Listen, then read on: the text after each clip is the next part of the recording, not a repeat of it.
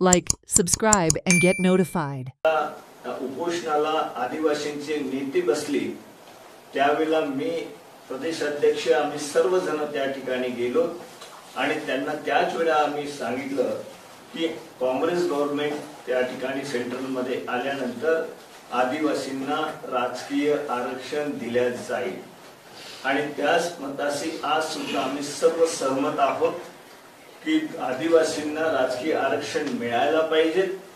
आणि काँग्रेस पक्षाची आदिवासींच्या संदर्भामधली भूमिका एससी असो एसटी असो ओबीसी असो या संदर्भामधली राहुलजी गांधी यांची भूमिका आपल्या सर्वांना माहिती आहे की आदिवासींना न्याय मिळाला पाहिजे मागासवर्गीयांना ओबीसींना न्याय मिळाला पाहिजे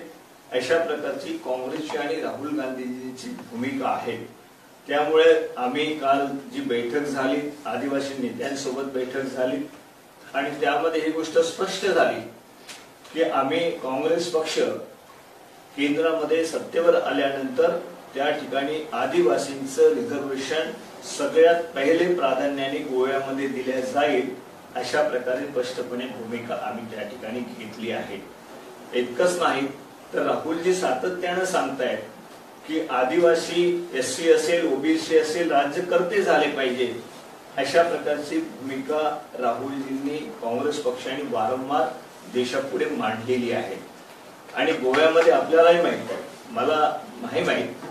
परंतु आदिवासींचा कधी मुख्यमंत्री झालाय का गोव्यामध्ये मला नाही वाटत की